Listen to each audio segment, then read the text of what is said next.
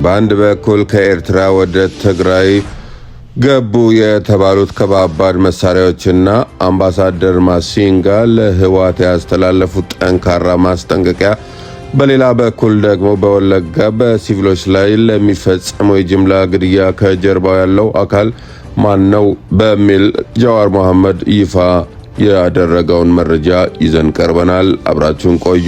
ይህ የፈጠነ ሚዲያ ነው። በሰሜን ኢትዮጵያ የተነፈሰው የቀውስ አየር አሁንም አልበረደም ሲሉ እንዲሁም በሸረሪናው ግጭት ማግስት የዲፕሎማሲው መድረክ በቃላት እሳት መቃጠል ጀምሯል።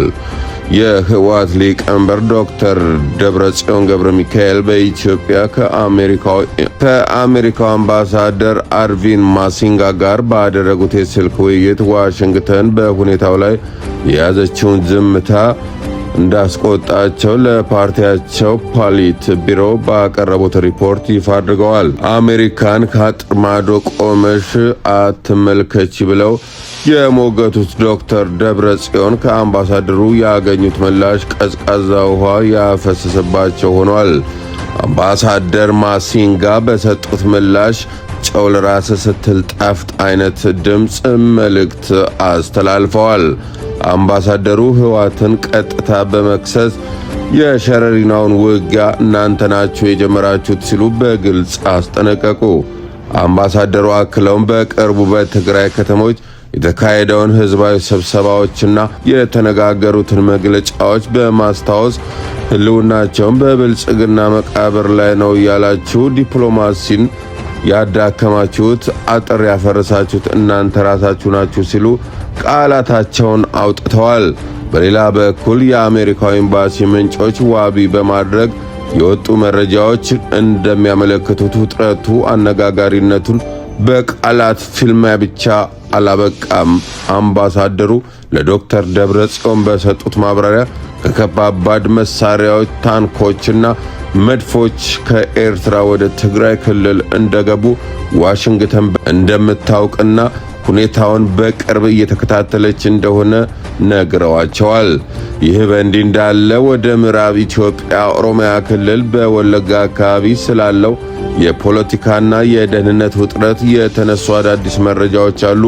ዝርዝሩን እንደሚከተለው። በወለጋ የሚንቀሳቀሰውና የወለጋ ፋኖ በመባል የሚታወቀው ታጣቂ ቡድን የመንግስት የደህንነት ተቋማት ያቋቋሙበትንና አሁንም ድረስ የሚዘዋወሩት እንደሆነ የፖለቲካ ተንታኙ ጃዋር መሐመድ ገለጹ።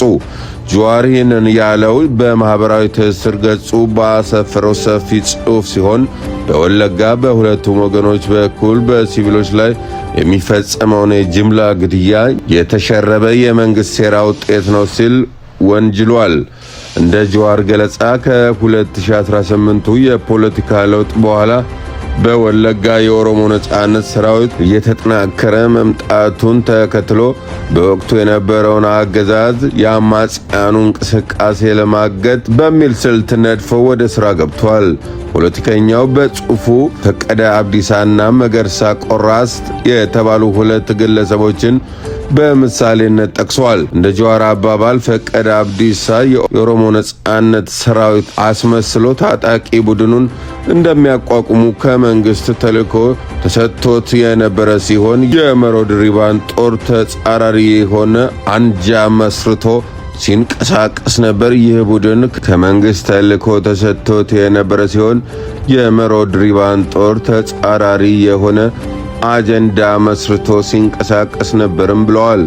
ይህ ቡድን ከመንግስት ጋር ሳይሆን የታወቁ የኦሮሞ ነጋዴዎችን፣ የሃይማኖት አባቶችን፣ የሀገር ሽማግሌዎችንና የአማራ ሲቪሎችን በጅምላ ሲገድል እንደነበርና ወንጀሉም በዋናነት አማጺ ላይ ይላከክ እንደነበር ገልጿል። መገርሳ ቆራስ ደግሞ ከመከላከያ መረጃ አባላት ጋር በመሆን የአማራ ገበሬዎችን በማደራጀትና በማሰልጠን የጸረ ሽምቅ ግብረ ኃይል ተቋቁሟል። ጃዋር አክሎም ከ2022 የፕሪቶሪያው ስምምነት በኋላ በወለጋ የአማራ ተወላጆች ግድያ ጋፕ ብሎ የኦሮሞ ተወላጆች ግድያ መጨመሩን አንስቷል።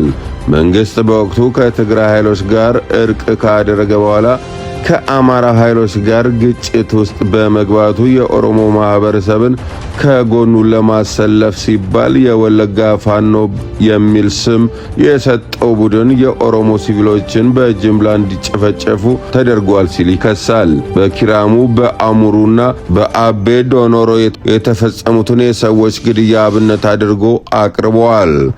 ለዛሬ ያዘጋጀንላችሁ የፈጠነ ሚዲያ ዕለታዊ ዜናዎች እነኚህን ይመስሉ ነበር። ወቅታዊ የተረጋገጡ ፈጣን መረጃዎች በየዕለቱ እንዲደርሷችሁ የዩቲዩብ ቻናላችንን ሰብስክራይብ በማድረግ እንዲሁም የደውል ምልክቷን በመጫን ቤተሰብ ይሁኑ ይላል።